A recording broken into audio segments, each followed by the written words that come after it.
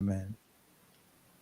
Oh, don't get me started on the Berlin Wall. You know where that leads. Jodie Foster and Ronald Reagan. All I'm saying is David Hasselhoff, and he's a huge icon. That's what I'm saying. He's an icon, a German icon, and you know, like I said, there's other Huge people. icon. Okay, I'm coming back on something. Hold on, now. You see, you wee bastard. Hold on a wee second. Hold on, Tom. Okay. Holding on.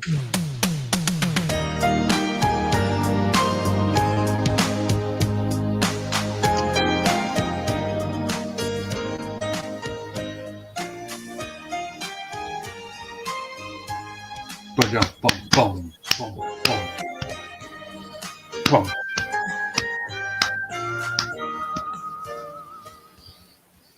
Okay, you know what? Oh shit! That'll do it. No. Don't play it again. Hold on. Stop it. Press stop, Kevin. I got it. We've ran the joke into the ground. How's that? That's How's pretty that good. running? How's that running into the joke into the grind? Playing. If we do it more than once. But okay? you see, the problem was I had it on loop. Hmm. As with a lot of things, like whenever I was when I first came on with you on the thing today, and I had all these browsers open, and I have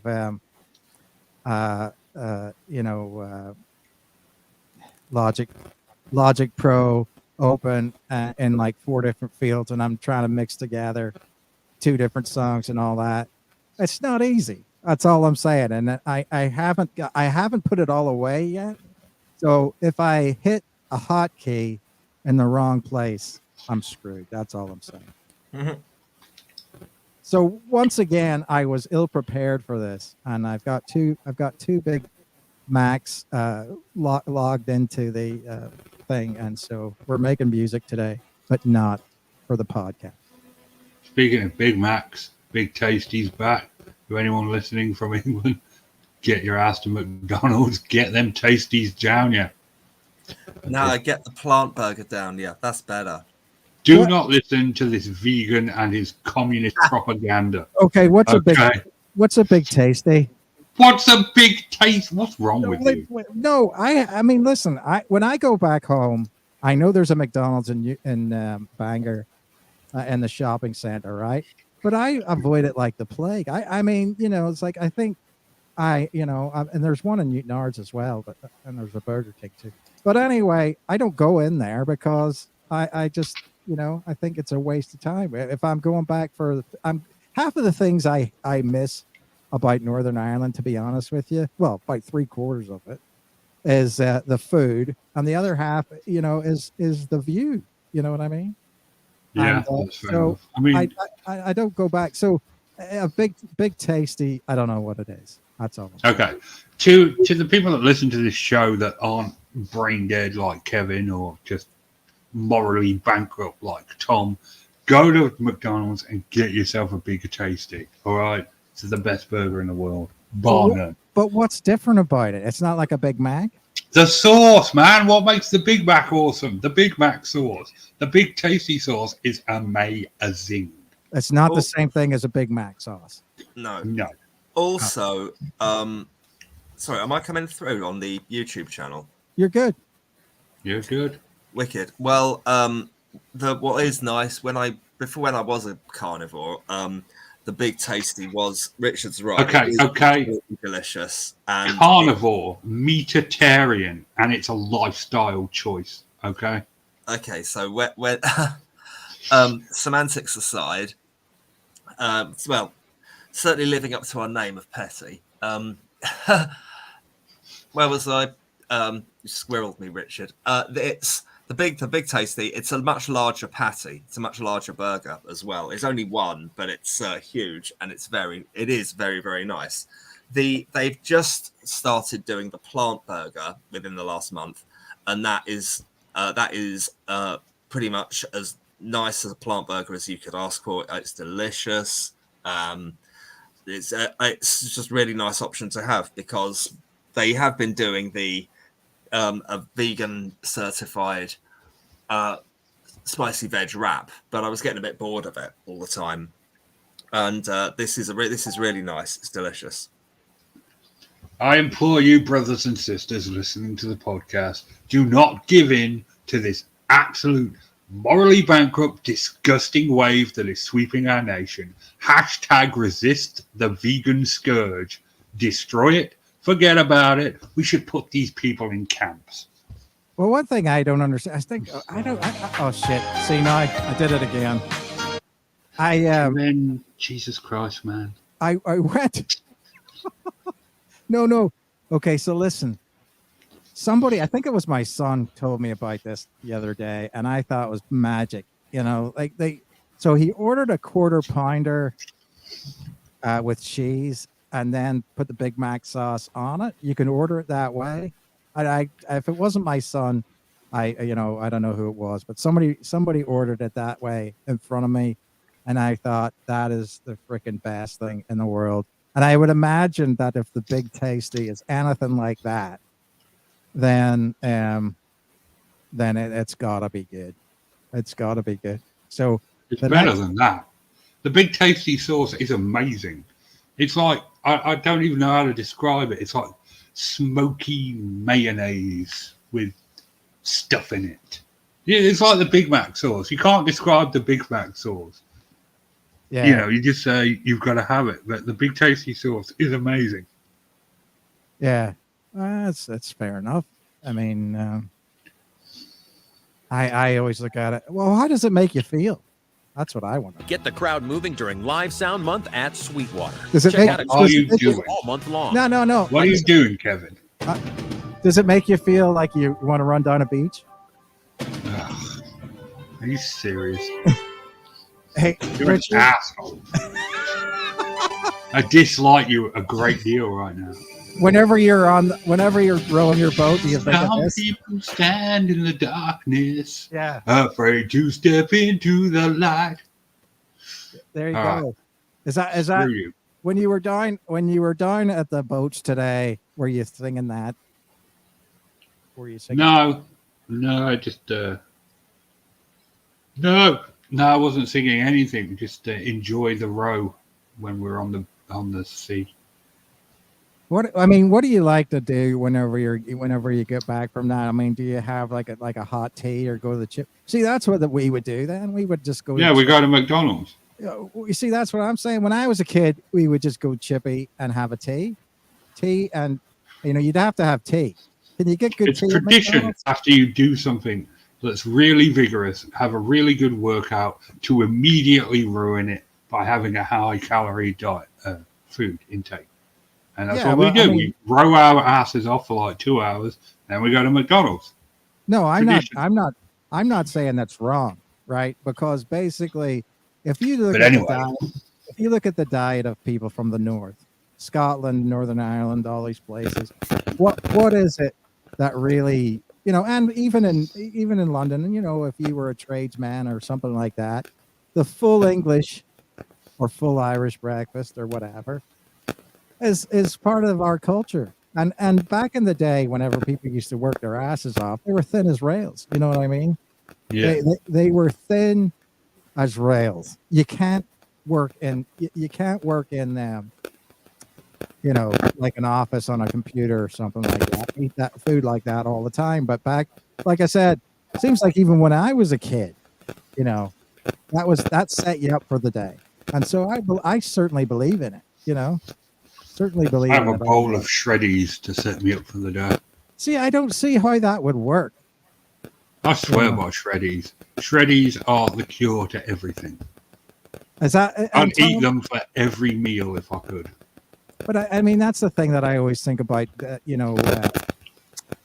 Like you get sort of a burst of energy, and then you get something that. I mean, it's like whenever Irish people just consisted on potatoes, right? That's all they could eat was potatoes.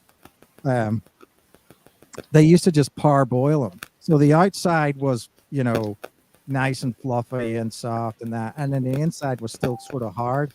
And the theory behind that is that the fluffy part would give you energy right away, and the raw part would sort of sit your stomach and hold you, so you wouldn't get hungry 2 or 3 hours down the road.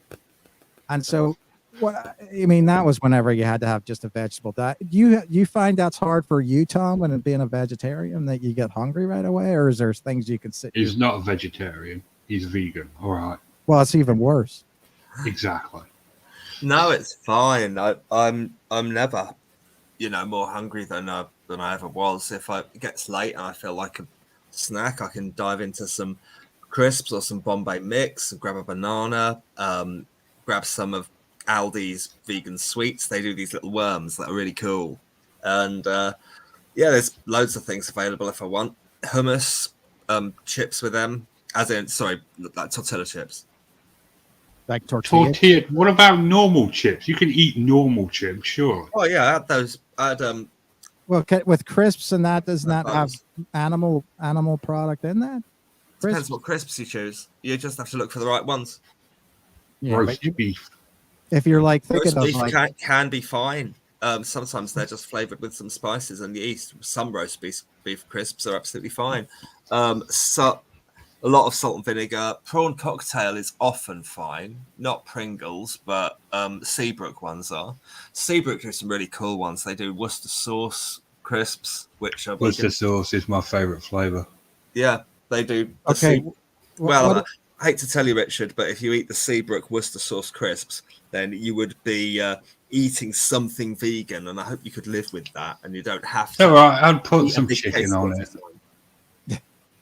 well, I mean, people don't get it. Like I remember back in the day when, the idea of prawn cocktail chips would turn most American stomachs, or like oxtail, or whatever. But my favorite, Richard, you said yours. Mine was always cheese and onion. It's Crisp, the most common favourite flavour for that. yeah. Salt and They did vinegar, a- obviously. Cheese They and did a onion, survey, and cheese and onion is the most common favourite flavoured crisp. and you can't get that in America. You get And sour cream and chives, which is pretty much the same thing. Yeah, but it isn't though. You know what I mean? I mean, it's not the same. But I said, like we had Tato crisps in Northern Ireland, which is different from Tato crisps in the Republic of Ireland. They're two different companies. It's always a very strange thing. Oh, what the hell? I'm getting messages from people saying that they're convinced to a vegan diet now. Ugh. The last time you're on the show, Tom, I'm not having you spreading your pro-vegan agenda. Well, if it really, if it makes them feel good and it's healthy, like I said, Irish people that were poor consisted solely on vegetables. That's all they ate. I mean, for like potatoes. Well, that's because the English nicked all their meat, though. To be fair, Well, I mean, listen, you could grow enough potatoes on an acre of land so that you could feed a family of 5, and that was about it.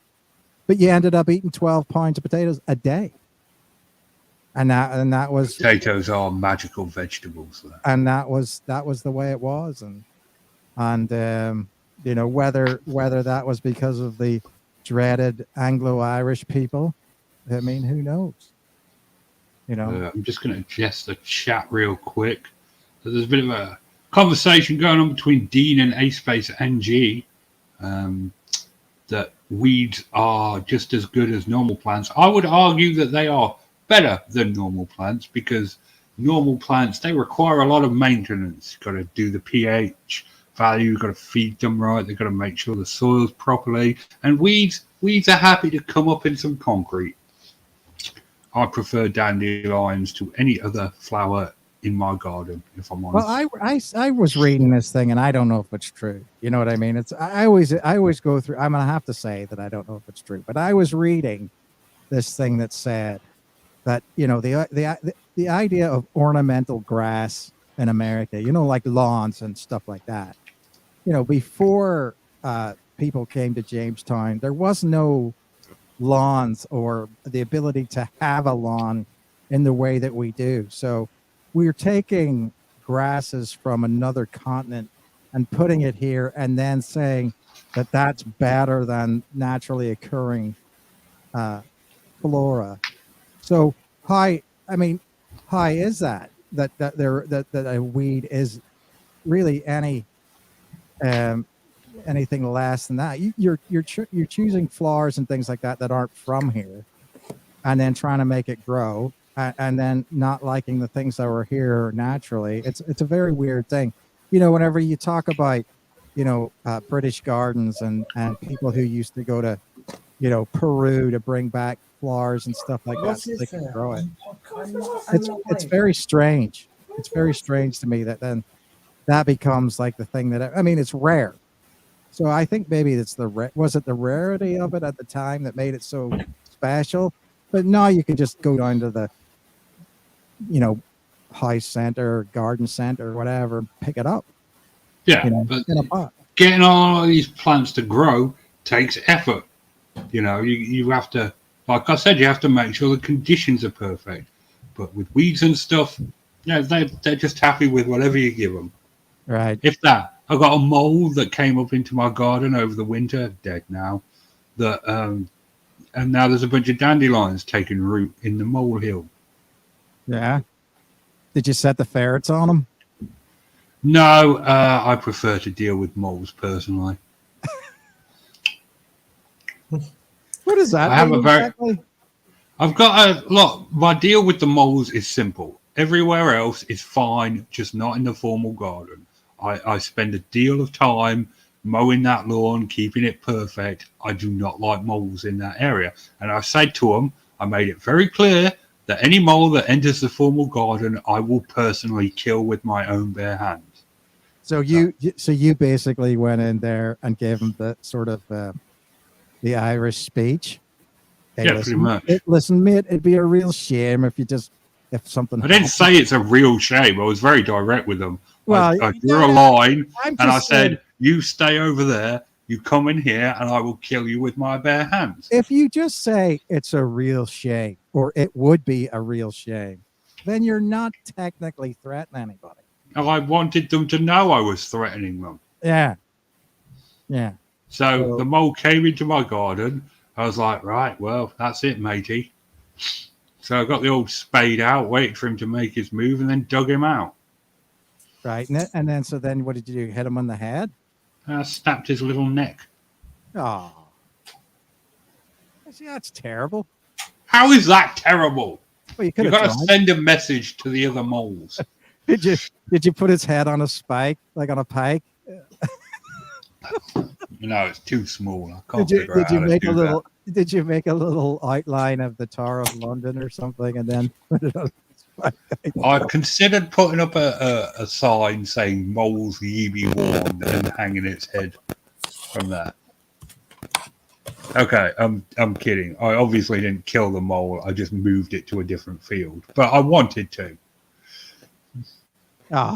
You see, now that makes me feel like I'm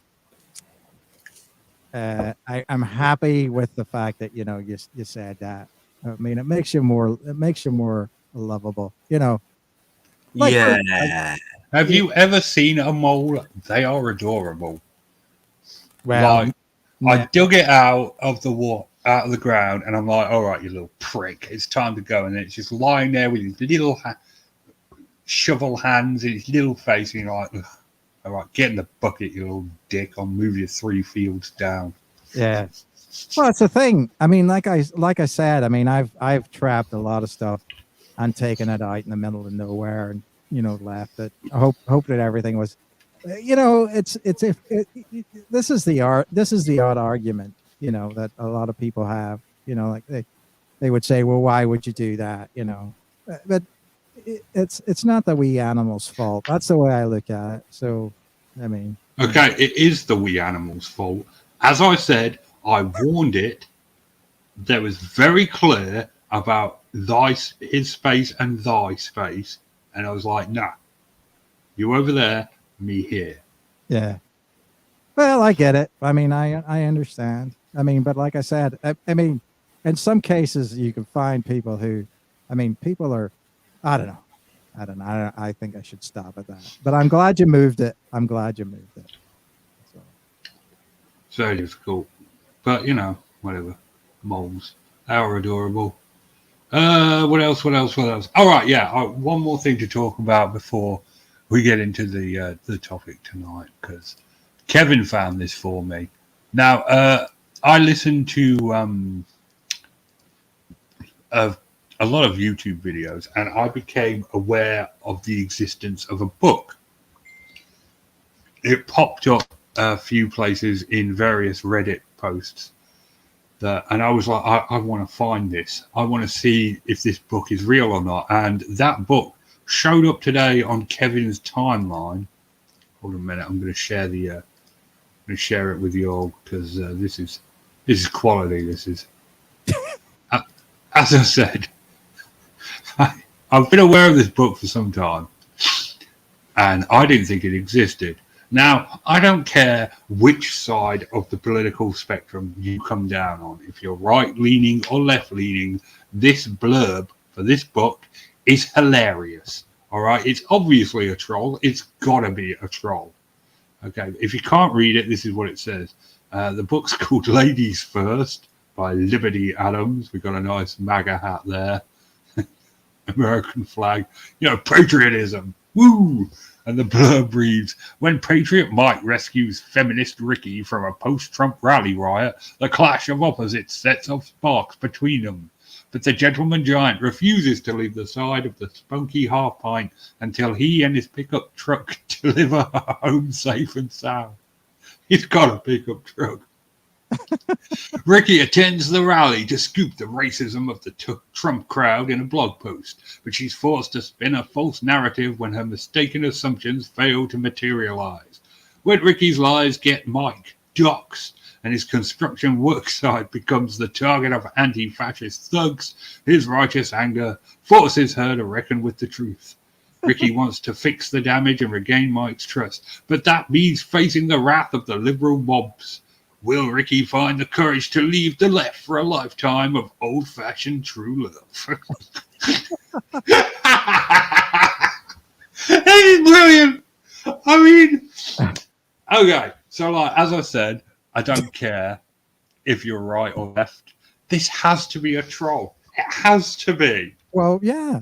I mean, but the thing that I find interesting about it is, even if it isn't, even if that's the thing that's on the back of the book or whatever, the book description or whatever, I imagine that what makes me sad about it is that it's like we set ourselves up as enemies in America, and I dislike it so much that like I said, I mean, there's a lot of things that I find to be interesting in America right now. Like when I was growing up, and I told you this before the show, Richard, I was never accepted in Northern Ireland, really, because my dad was an American and I was known as the Yank. You know what I mean?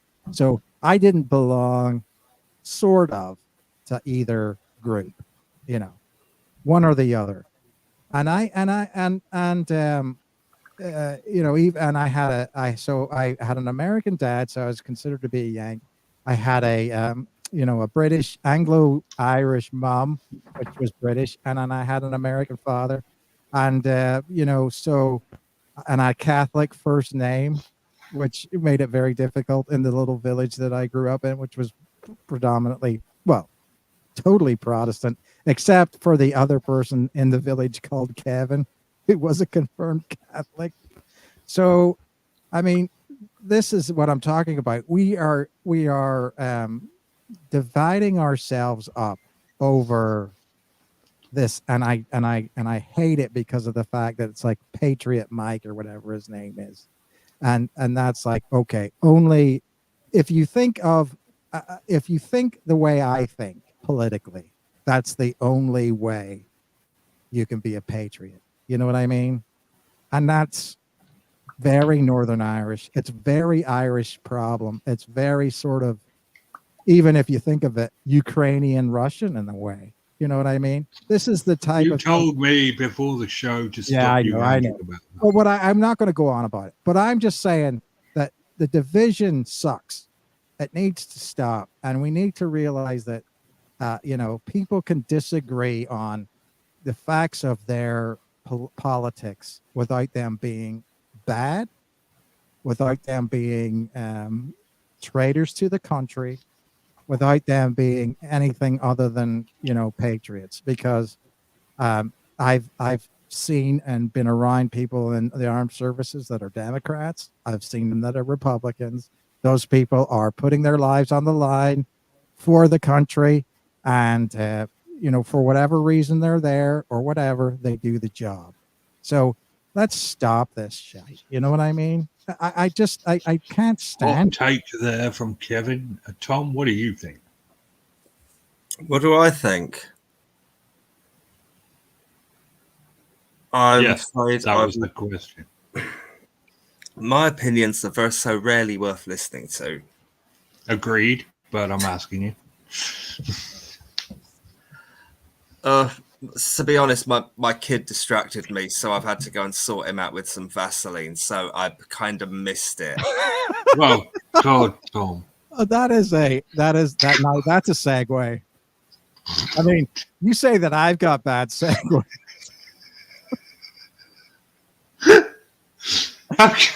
Jesus, wet Tom. What? I'm sorry, that is utterly pitiful. I know. I'm still He waiting. doesn't even realise. That's what's making me laugh. He doesn't even realise what he just said.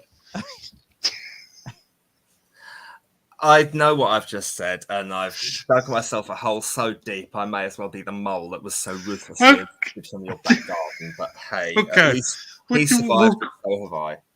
We'll come back to Tom and that whole thing. And it just, you can tell it doesn't matter that it doesn't matter really the political implications of this blurb to me. It's not really the big deal. It was obviously written by one of these nice guys, I'd treat women so well, if they'd only dump those handsome people that aren't better than me, that treat their women like shit, but I would treat them so well because I'm a nice guy. You know what I mean? Those kinds of. Yeah. It was so obviously written by one of those types. Right. The politicalness of it just doesn't matter to me at all. Yeah, I think you're right. I think you're right in the way that women are much happier when they just listen to men that are strong. Old-fashioned love, Kevin. Yeah. No. It's so surreal to read. Ricky attends the rally to scoop the racism of the Trump crowd in a blog post. I mean, it's just like an amalgamation of worlds that were never supposed to meet. Right. I'm sorry. Sexy romance and right. Martyrdom after a post-Trump rally. I mean, by martyrdom, I mean people's broken hearts and things. Well, I mean, it's such a surreal thing to read. Yeah, I think what's interesting about it is, if you're looking for racism, and unfortunately in America, there's not one place you can't find it. I'm just saying, you can find it anywhere. It's pretty overt in some places, and some places it's not. So, I mean, the idea of this, and what I'm saying is that breaches the political spectrum.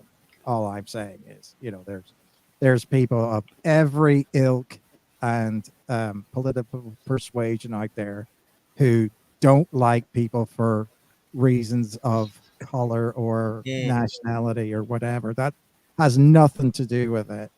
The fact that people have glommed onto that, and then other people continue to. It's like the battle flag of the South, and people who use that and say it's a racist statement. No, is it? I don't know, but it's weird to me because and I hate to break it to you, they lost. You know what I mean? It's like a weird thing. I mean, is that in the War of 1812, Richard, as I know the British came and fought with them, the Americans. Technically, they won, right? What do you mean technically? I mean, There wasn't any technically about it. Okay, America surrendered. We obviously would. right. But what I'm saying is that you don't have a section of the population driving around with Union Jacks on the back of their pickup truck. That You know would what I'm be saying? awesome. You know what I'm That saying? would be brilliant. A bunch of rednecks with the Union You know, Jack. the British, and then Cockburn shall rise again. yeah, exactly. What I'm saying is this, the British Empire will rise again. Well, That's great. British I love Empire that. was terrible. Well, yeah, but I mean, I'm just saying that it's really not that far. You know what? And it's within 40 years of the Civil War. So, really, 40 years is a blink of an eye. So, why can't it be that way? You know what I mean? That's all I'm saying. You know, I think Richard, we should invest in British flags selling to to Americans. England shall rise again. And I think everybody in New England, should be having that on the back of their thing. Let's face it. There was a lot of people who didn't want the revolution. So let's give them a flag too. That's all I'm saying. The And thing about America is patriotism, right? And the South were patriotic to the Confederacy. They took a lot of pride in it. And their flag, they had their own money, they had their own anthem. Right. But try to spend a Confederate dollar bill. You know what I mean? You might get more for it now because of the fact that they're rare. But, they were worthless back in the day. The Hawaiian flag has the British flag on it, doesn't it? I don't know. Yeah. Look up, let's Google the flag of Hawaii and, and understand that we should bring back the British Empire will rise again. The Cook Islands are ours, baby. What are you suggesting, Kevin? I mean, surely you're not serious. Oh shit! It does have the Union Jack on it. Well, all I'm saying is, okay, let's look at the logic of this. Some people say that certain countries should be invaded by other certain countries because there are some British people or Russian people in that country. All I'm saying is, no. You made me promise I wouldn't let you. I know. I'm just saying Canada's right next door, baby. Right next door. And you know what? And you know what's 35 miles away from Alaska? Russia. There you go. So am I more afraid of Russia or Canada? It's crazy how close they are. What I didn't realize until recently is just how far east of Japan and northeast of Japan Russia extends. It goes on for probably thousands of miles before it reaches its most easterly point. No, I'm just saying. You're a teacher, Tom. You're supposed to know this stuff. Well, I do know this stuff clearly, or else I wouldn't have been able to say it just then. You right. But it's more, brilliant. Great insult. It goes farther east than China, any of the other communist countries, Vietnam and all them, and then Japan and everything else. And we consider that to be a European nation. I don't get it. It goes from one border of the continent to the other border of the continent, and we consider it to be European. It's clearly an Asian nation. What do you want to have an actual conversation about, Gabby? And I ask that with all dread and just dread. But we must. I think. Sorry, two things, Richard. I meant to say ages ago. I think you've forgotten yet again to introduce the show, but never mind, your loss. And the other thing is, we've got to surely get around to talking about Shackleton at some point, haven't we? Okay, fair enough. It's been half an hour. Go for it. You want to start, or do I want to start? Because I mean, this is your bag, baby. I know less about the endurance than I do about than Tom knows about geography. Huh? Well, that's not. I mean, the way I look at it is, I'm more of a Shackleton fan, because I will say, Shackleton. It was like the way I understand it. It was like the terror. They got trapped in the ice. Only they survived. That's how I know. That's what I Right. know But about. I mean, that's so little part of his life. You know what I'm saying? It's just a weird thing. There's weird things about him that, uh, basically the guy was born, he's Irish, of course, Of course. just to let you know. Um, just like a lot of famous. It's funny how, even though they're born in Ireland, then they become British explorers. Obviously, Ireland was part of Great Britain at that point in time, but they failed to mention that he was born in Kildare, in County Kildare, and that's where he's from. And he was one of 10 children. His brother, kind of a funny thing, was accused of stealing the Irish quote unquote crown jewels, and he got exonerated later on after they find out that he had a better excuse. However, the jewels were never found, and so Shackleton basically was a smart guy. He went to school in Dublin and was always thought of as being bored with his classes. And he said, later on, whenever he said, I was never good at geography in school. He said he was bad at literature. And, basically he couldn't think it was worth it. And he spent all his time thinking about poetry. He was clearly one of those places where he wasn't interested in geography at all, and that's interesting to me because, of course, later on he becomes this person in the merchant sea group. He And wasn't interested in geography at all. no, he said he I doesn't. think that would be like the basic you needed to be an explorer. Right. All I'm saying is that he did then join the merchant marines, the merchant navy. And obviously, whenever you get taught those different things, that was the main thing about being a midshipman and all these different things, was learning all these different latitude, longitudes, ways to circumnavigate and things like that. So obviously, his love for the sea itself overpowered the fact that geography or whatever wasn't really that big of a thing. Navigation became his thing, and later on would save his life.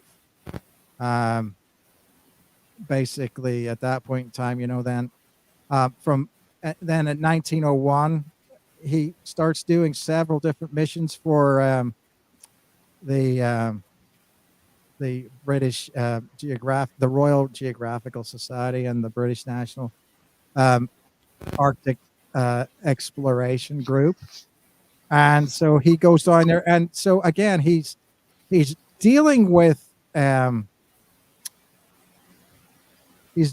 exploration long before the what was the name of his ship, Tom? The Explorer, The endurance. The the endurance. Endurance. Before that actually gets there, and so what I can't believe is when he goes there and they do the Endurance mission. That was during the First World War, wasn't it? It was about that period of time that he was trying to do that.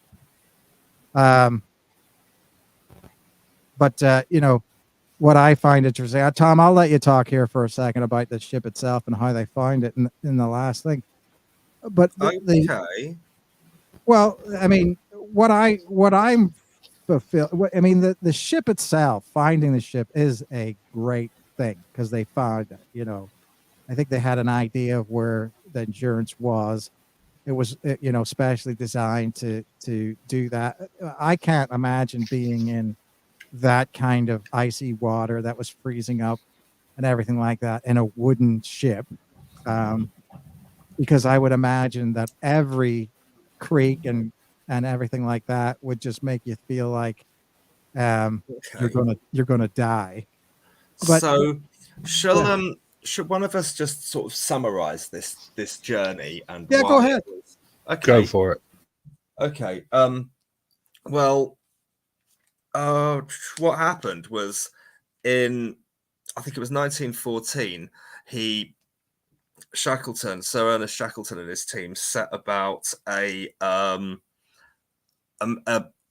put an expedition to cross the Antarctic, and what happened was they didn't even make it to the shore in a place sort of south of Argentina, I think, called the Weddell Sea. Well, maybe sort of southeast of Argentina. It was a particularly inhospitable, particularly inhospitable sort of part of the oceans, and it would get the ship got trapped in ice, and they thought it would shift and melt, and they couldn't break out. And yes, you're right. The creaking at night as the ice shifts around is meant to be terrifying. That's something I've read in sort of maritime folklore. And when in 1915 they decided they sort of camped out on the ice by then, and the ship was springing leaks and clearly going down, and it did. And but the amazing thing is, why this expedition is so famous is because every member of the team survived. They made it sort of crossing the ice and then rowing in three little boats, lifeboats that they'd got from the Endurance. They rowed to a place called Elephant Island, and then from there they split the camp up. They split the group up. They sort of, I think they inverted two boats and made sort of a camp underneath them. And I don't know how they managed to get food and water, but they must have got water on Elephant Island and found enough food somehow to stay alive. And the other camp rowed some stupid distance. Let me see, what was there were 800 miles in this little boat. They sailed and rowed 800 miles and navigated successfully from Elephant Island to South Georgia, where they had to cross the island by foot, where there was a whaling station where they were able to raise the alarm, get to Elephant Island and rescue everybody. And they all lived. And that is what makes it so inspirational. Then there's been several expeditions, even recently, to try and locate the sunken ship, and attempts have always been unsuccessful until this one the other week, when they finally found it, and it looked magnificent from the cameras on the unmanned drones that were underneath this South African icebreaker that had managed to successfully locate it. And they found this they found this ship. It's remarkably intact. You can read that it's landed vertically in an upright position. Apparently, in that area of the sea, there are no of the wood-eating sea worms that would devour it. It's still remarkably intact, and they've promised that nothing is going to be salvaged from it. It is going to be left in peace, even though there's no bodies on it, because everyone survived. So, but they're nonetheless the plan is to leave it completely undisturbed. But what a find. Yeah. And there are a couple more. So I was right, for the record, then. It was just like the Terror and the Erebus, only everyone survived. Absolutely. Now, the Terror and the Erebus was trying to find a passageway through the north some years earlier. I think it was with Terror and the Erebus. What they were, that was in the 1840s. Yeah, that was about 50 odd years before.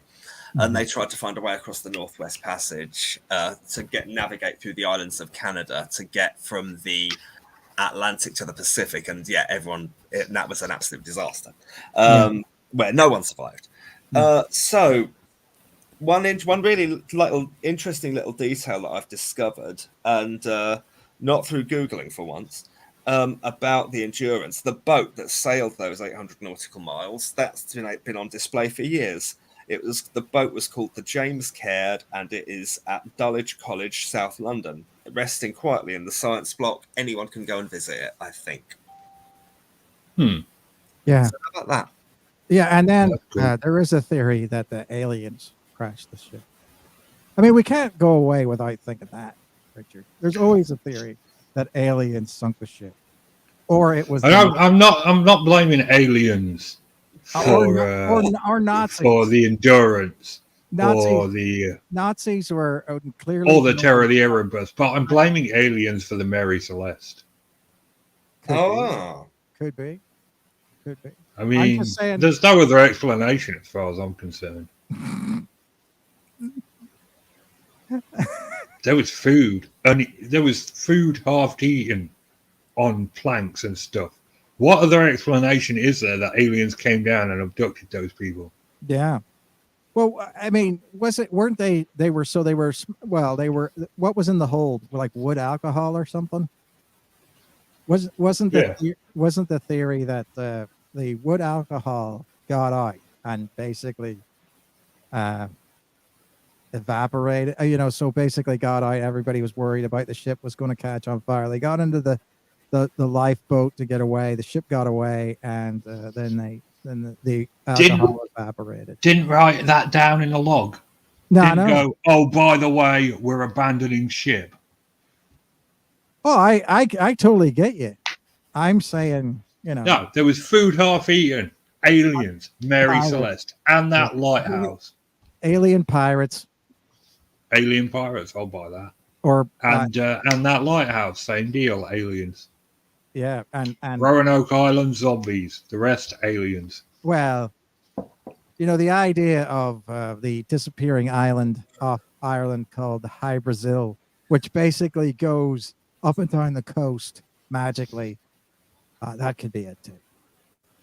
Whatever, we're getting off topic. Right, so like the people in charge of the Terror and the Erebus struck me as very my country, 'tis of thee. We're proud British sailors. We're going to get this job done, come what may, type of blokes. But Shackleton really strikes me as a kind of bloke that was just, ordinary, blue collar, 9 to 5. I'm going to get this done. He was promoted not because of nepotism, but because he actually knew what he was doing. And that's why his crew survived. Like I said, he was Irish. Don't forget, they would have known that. And so they would have used that against him at that time. Because I mean, like whenever I was in the army, the fact that I was Irish was used against me. I did try to get us back on topic there. Oh, sorry. And now you're sort of derailing again. Sorry, mate. Sorry, mate. So yeah, that's my take. That Shackleton was, a very a decent bloke who actually knew what he was doing, and that's why his lads survived. Yeah, I mean, and then he, like I said, and then whenever he gets back during that, then he goes to, it's like sort of a Siberian mission to, because a lot of people don't realize that after Russia, basically went Bolshevik. No. No. This is part of the story. I'm saying this is part of the story. Russia goes Bolshevik in 1917. There was a coalition of people who, under Churchill, basically went into. There was a British Expeditionary Russian Force, or British Russian Expeditionary Force, that goes into the north of Russia, and to try to separate the two countries into, because at that point in time, Russia's in a civil war, and they basically under Shackleton sort of secure North Russia as a sort of a separate country. He comes back to Britain to try to sort it all out, and in the meantime, the Bolsheviks take it over, and that's it. But I'm saying at one point in time, he was part of the tentative difference in the countries between the whole country of Russia being Bolshevik or not Bolshevik. That's that. I mean, there's a lot of things about Bolshevism and how that actually became the Russian thing in 1917 that a lot of people don't know. Clearly it wasn't as clear as history books or propaganda would make it look. I mean, the idea that everybody wanted to go full red is kind of shit. Yeah. Tom, you seem really surprised that they found the wreck of the Endurance in such pristine condition. Is that something you like? Is it is it something I like? Yeah. Well, it's great to find it looking like that. It's great. It's delightful to see. It's not terribly important, but what it is inspirational. Yeah. I It's agree with Tom, because if you can find any of these, what sea is that? Is that the Caspian Sea or more of a Black Sea thing? Where if you find something there, it's basically so well preserved under the water because of the way that is. It's just like looking back in time. I mean, they find sort of settlements there, and ships and everything that are thousands of years old sometimes, and they're so well preserved. It gives you such a good view of what people were doing with gear. I think it's interesting to find. I mean, the only way, literally, to find out sometimes how the trade market worked around the world and who we were trading with and everything like that is to find these shipwrecks. And I think every time we find these shipwrecks, we learn something more about it. And it's true about, like there was certain different shipwrecks where, there's tin from Cornwall in it, and there's, iron from this other place. And basically you make these, these ships were basically going around the Mediterranean, picking up stuff and bringing it to different places. It's just amazing to me. Hold that thought for 1 second, Tom. The reason most modern scholars don't mention Cicero much, Gabby, what his most famous quote of all is "Inter arma einem silent legis," and that tells you all you need to know about the measure of that man. So that's why most modern scholars don't mention him at all. Sorry, Kevin. Go. Who's that? Cicero, Roman Caesar. Oh. Not the Caesar, a different one. Yeah. Well, again, this is the thing. I don't know how you folks feel about the Russians. I mean, the Romans.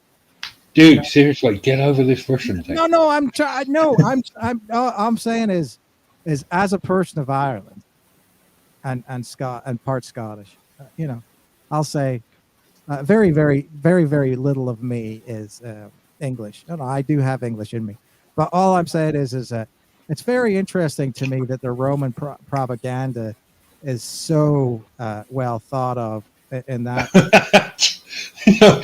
If you want a great example of Roman propaganda, read Julius Caesar's war diaries from the Battle of Alesia, because that just... He basically says, Caesar took the field and he was so badass and his hair was flowing in the wind and he had two swords made of solid whatever, and the sunlight glistened off his abs. It's just so, Yeah.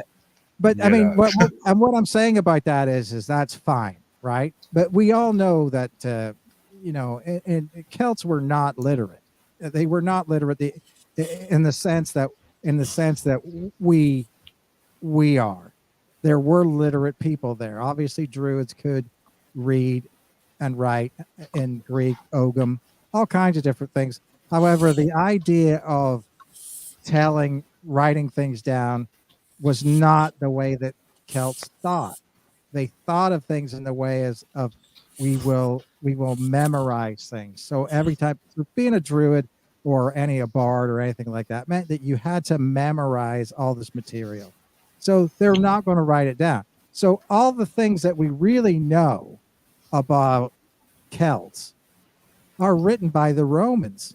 So therefore, there's some badass names though. The Celts. Yeah. Do you know who the Gaul leader was in the Battle of Alesia? Vercingetorix. Vercingetorix, yeah. That's a kick-ass name, let me tell you. Yeah. And so, I mean, that's the thing that is, it was a terrible thing. but that's the thing where people say, okay, well, the Celts were basically bloodlust, and they were full of bloodlust and brutal and treated people badly and everything like that. And then they capture Vercingetorix at the Battle of Alesia, take him back to Rome in chains, run him around the town, and then kill him in public. So are you saying that the Romans? Oh, it's funny to me that somebody would do that. Basically, try to take away all the humanity of your enemy, and then desecrate his body, and then say the Celts are bad because they kill people and they put their heads on sticks. You know what I mean? After they just probably put his head on a stick.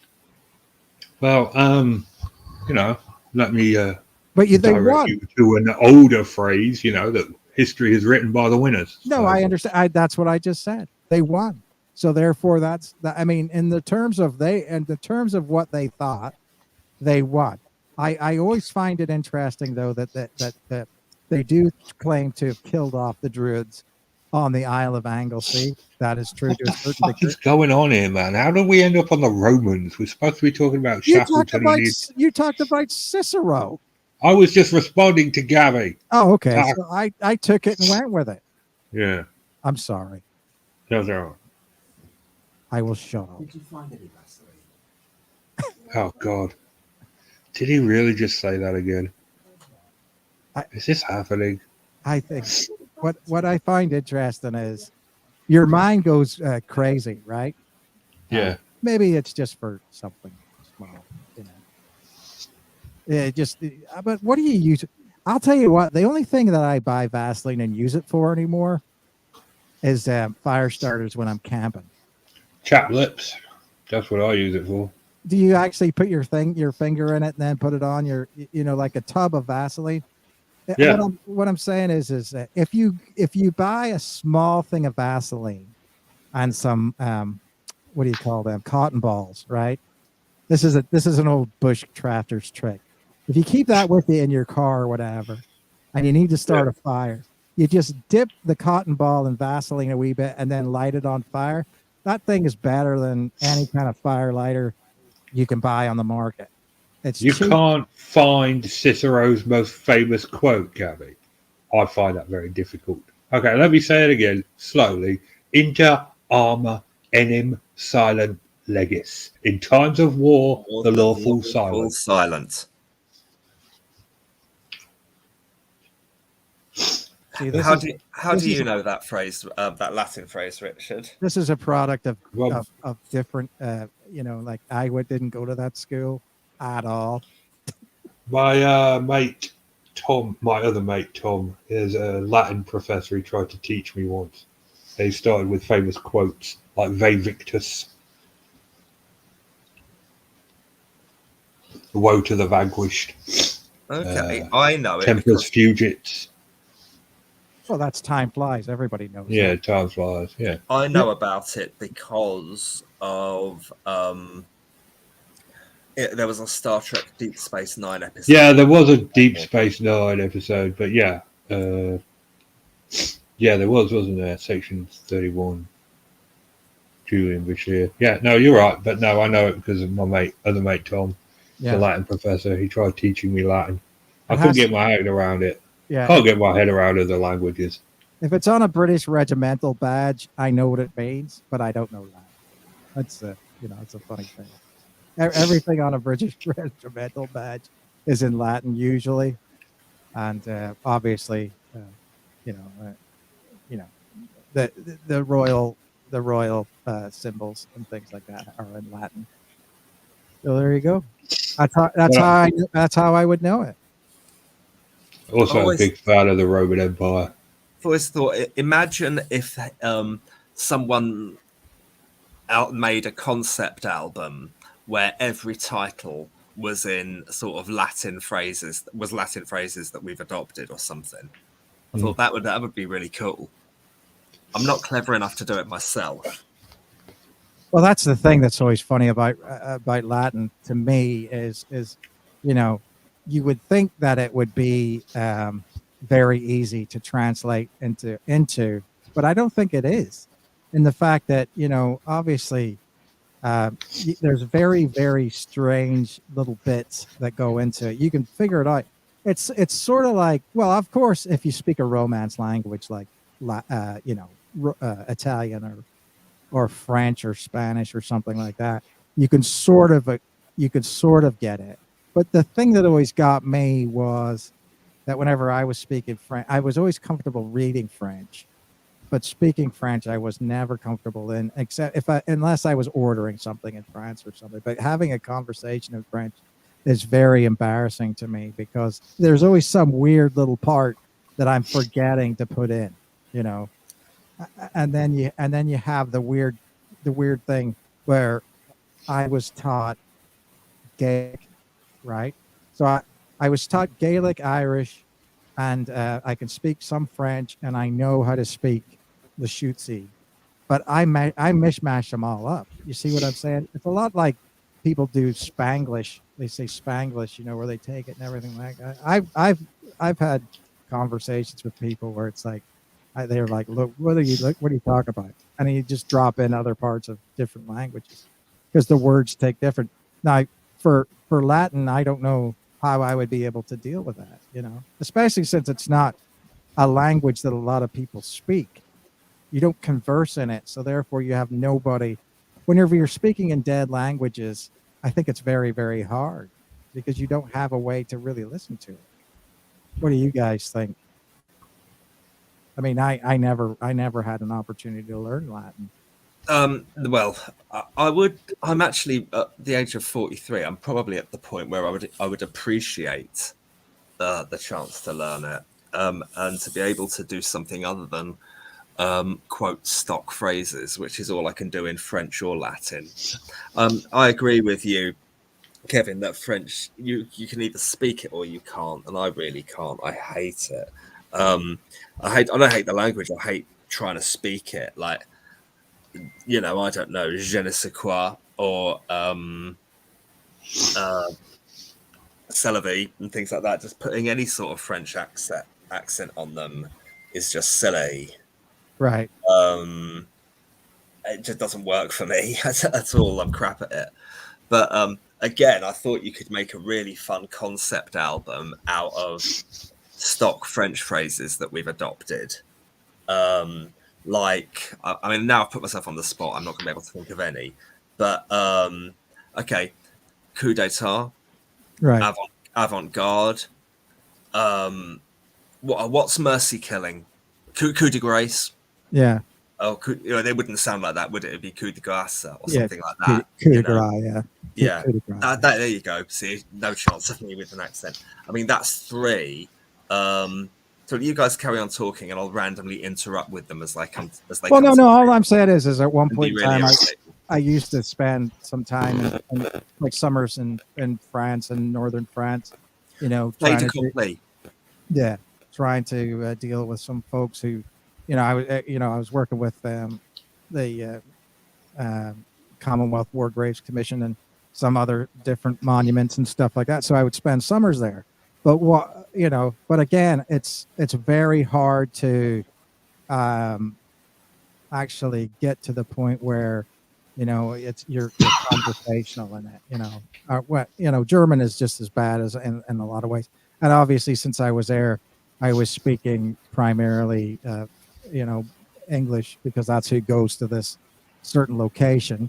But you did deal with people from the village that spoke, rural French, and that were very, very kind with me about it, and some German from people that would come to certain things. But it is odd that you can get away with things. I would always say if you want to try French, like go to a rural place where people sort of understand you're trying to do it. Because if you show up in Paris and try to speak French, you're going to get steamrolled. If you Canadian French. Well, Space HG in the chat. Canadian French isn't quite as pretty long. Bonjour. How's about we go get some bacon there? Canadian French is a little bit odd in the way that it's not quite it's not quite like modern. There's a divergence of the time, there's a 200-year divergence in Canadian French and modern what I would call modern French.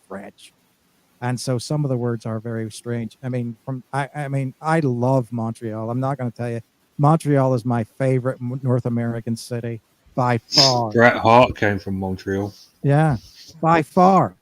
And I love it. It's in my opinion, it's the most European city in North America. But that's neither here nor there.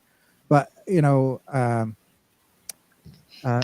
is funny. But I would say if you want to practice a language like that, go to rural France where they sort of get you and they'll work with you, because it's just like if you go to Dublin and try to whip out your, I speak Rosetta Stone Irish. You know what I mean? You're not, just don't try to order a pint in Irish in Dublin, because usually the person who's there, well, they used to be Australian, just like everybody who owned a pub or worked in a pub in London. I remember whenever they were all Australian. And they don't speak Irish, and so they don't speak it. They don't want you to speak it, and they're not going to learn it. So at that point in time, you're out of your league. But if you go to someplace in the west of Ireland where it's slow, they'll speak in Gaelic, Irish Gaelic. I don't know. Canadian French. Bonjour, comment vas-tu, that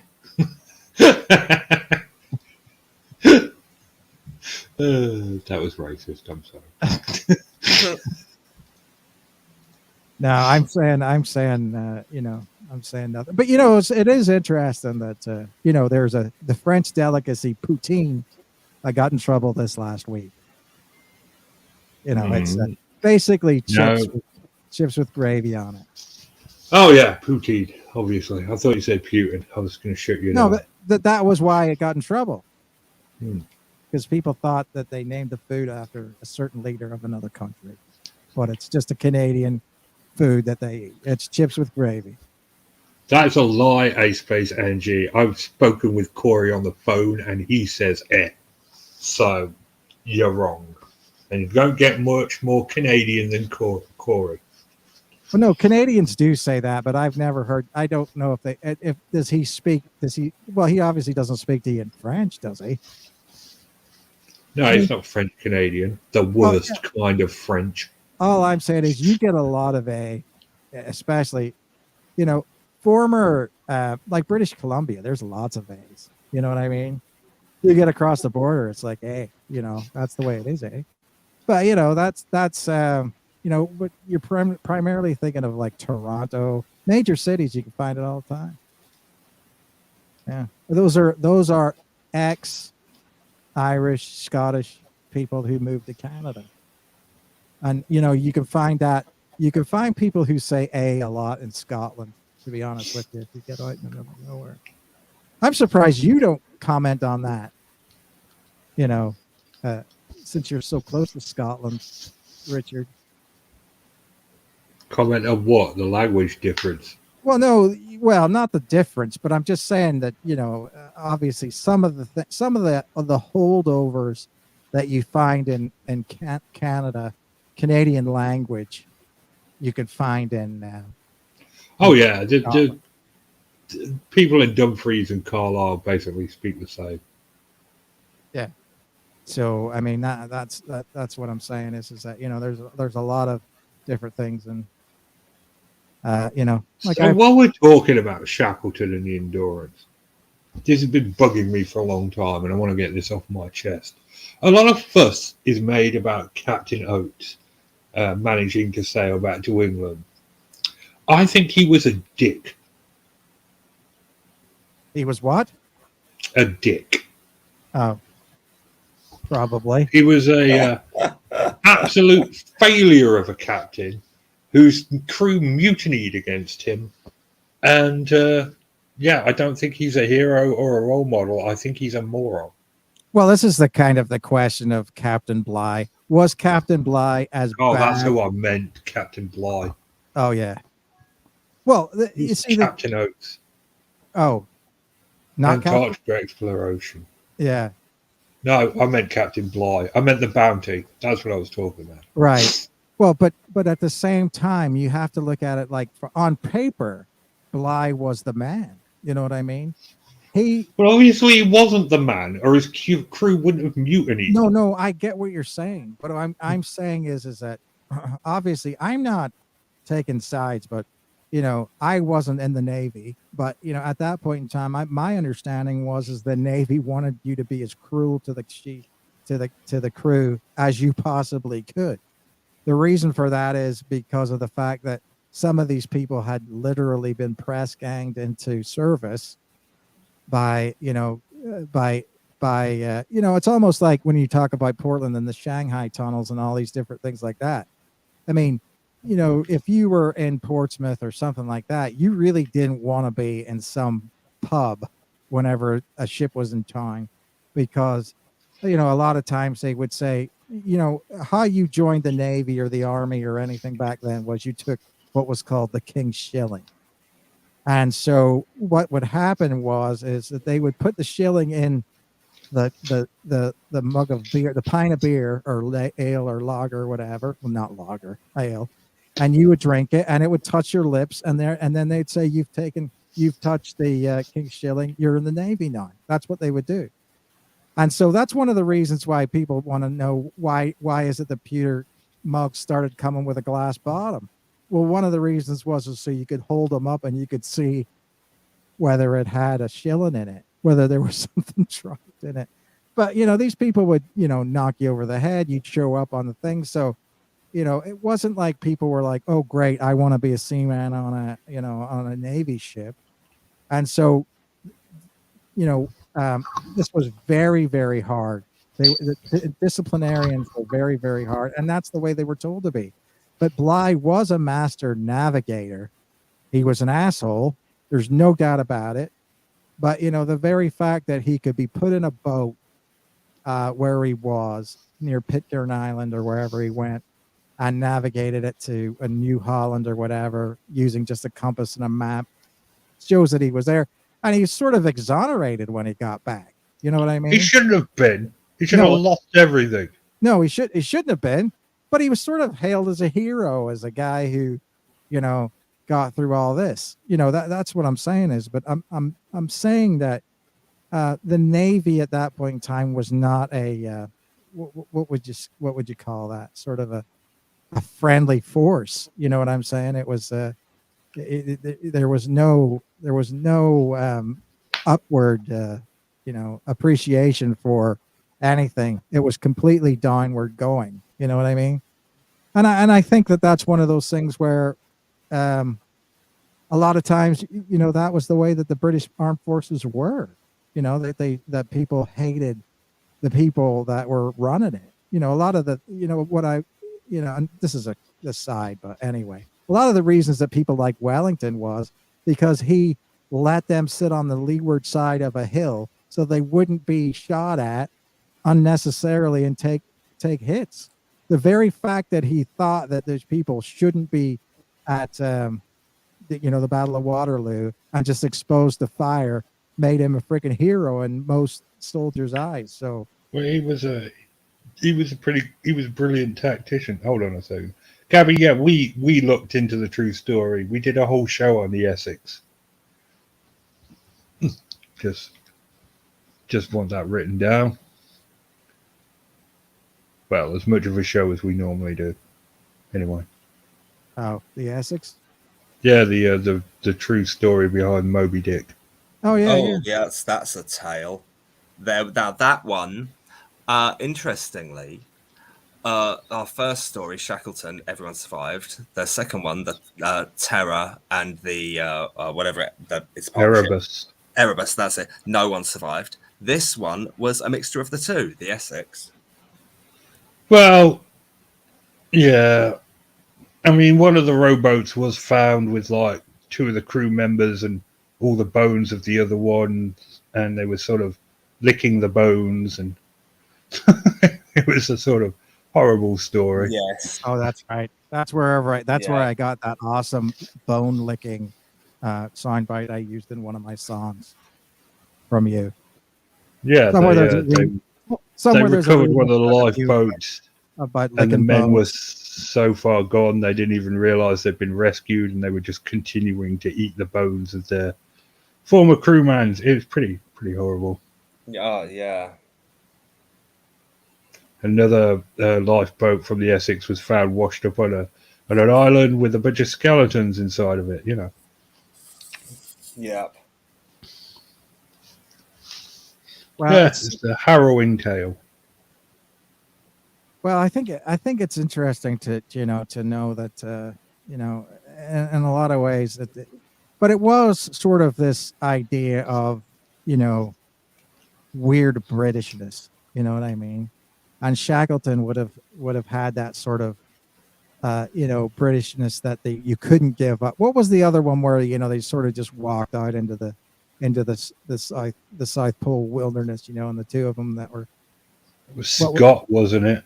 yeah, where he just sort of thought that the best thing that he could do was just sort of take a long walk. And I'm going for a walk on maybe some time. yeah, Always reminds me of Red Dwarf. If I was him, I'd have knocked out the other two and mashed him down and eaten him. Yeah, that is funny. How do we know from the only surviving document, Scott's diary, he's hardly gonna whacked him over the head with a frozen Drove him for a ski and ate him with the last packet of instant mash.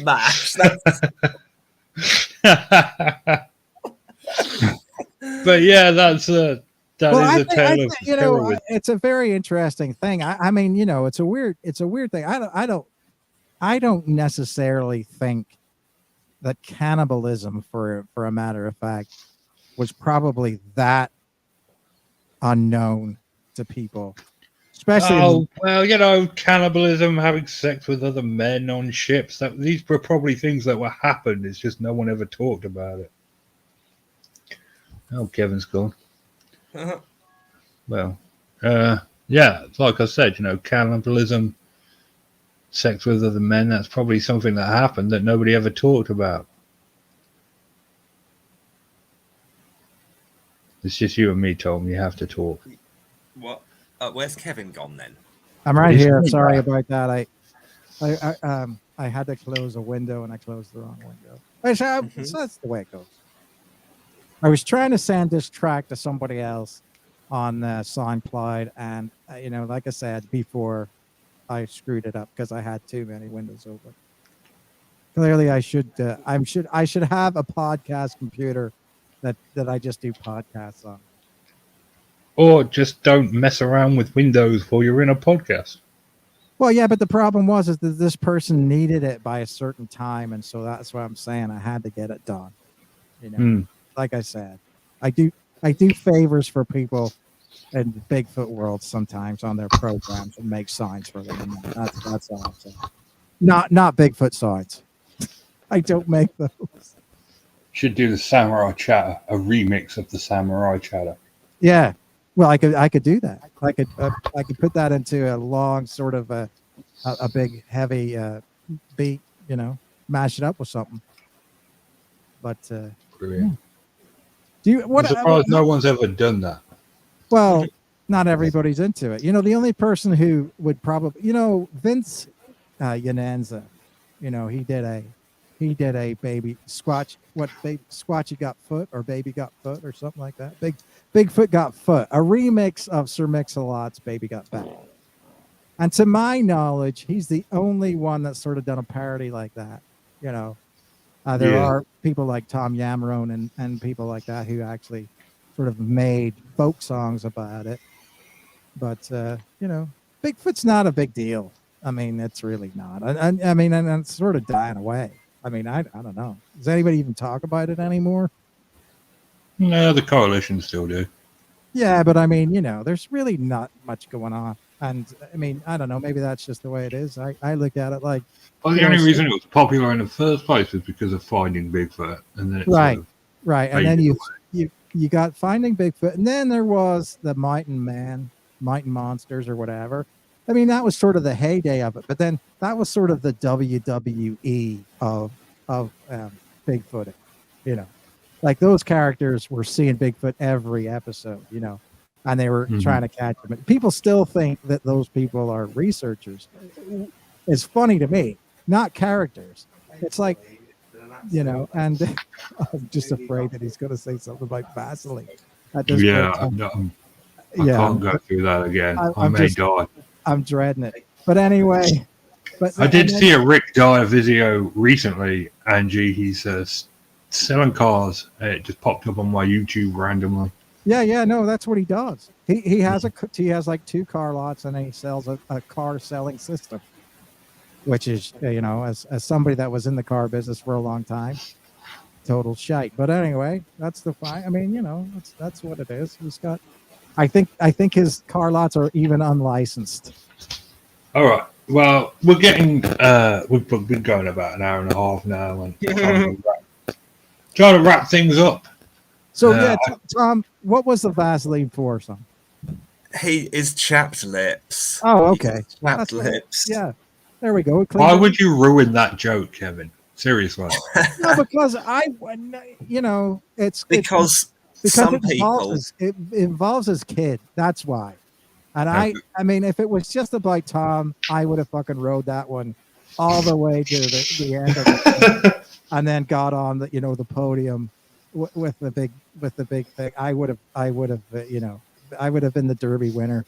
But it involves his child, so I'm not going to do that. Well, from the chat, what would you like us to talk about next week? Anyone from the chat? Anyone except Gabby, obviously. Thanks, Kevin.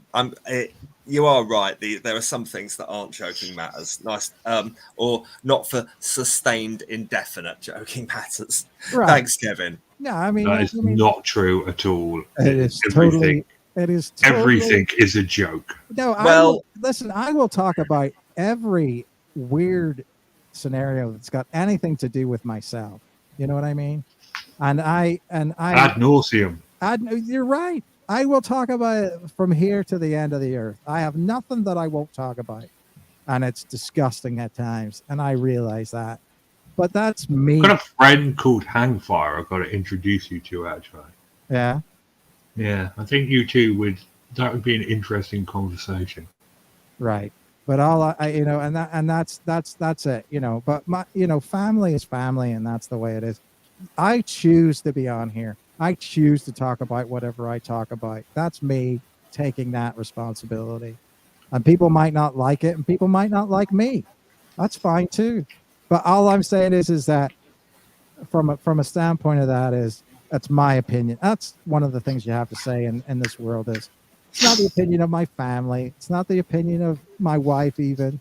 She rolls her eyes at me and says, "Why the hell did you say that?" And everything like that. So I mean, that's the way it should be. You know, I know what we can talk about next week. Yeah. Why Norwegian Vikings were infinitely better than Danish Vikings. That's not true. It is so true. But we can have a petty and uninformed argument about it next week. Yeah. Exactly, about Hopefully Vikings. Richard will remember to introduce the show properly at some point. I've given up on that. Well, you just Well, I'm cue the little miniature violin. I've had to give up on my music ever being the muchly touted introduction to our podcast. I did it, all right. I did it, and I accidentally deleted it, and I just haven't had the bloody. Do you know what it's like when you delete something you spend ages on? It takes ages to motivate yourself to do it. No, it's totally bad. It's totally that. But you know what? I will say this: if Tom has spent time on it, maybe we should just do it without the sound clips or whatever. Or maybe I will happily just play his music raw. Or you can tell me what it is you want put on there, and say where the clips. I'll do it. I have everything to take his song and put his song and put whatever clips you want me to do it. I will do it for you, Mick. All right, next week I will play a song, or I will kick myself in the arse and put together an actual intro. Well, okay? no. You know. All right. Right. Yeah. We're going to wrap things up now. We've reached the end of the podcast, and it's now for Richard's final thought of the day. Right. If the world is diverse, you know, and I like to think that I'm welcoming to all cultures and all peoples, and will subsequently make fun of all of you. I don't care where you came from. I don't care about your sexual orientation. I don't care about your political views. But if any of my listeners right now are out there sitting at home supporting Vladimir Putin, kindly fuck yourself. Okay? It ain't cool. It ain't right. It ain't proper what he's doing. End of rant. Yeah. I you know what I can say about that? Keep Fucking it A. brief. Fucking A. Fucking A. That's dead on, mate. All right. That'll wrap us up for this week. We will return next week, despite the hopes of many. It's good night from me, and it's good night from them. Good night. Good night, everybody. Good night. Putin sucks.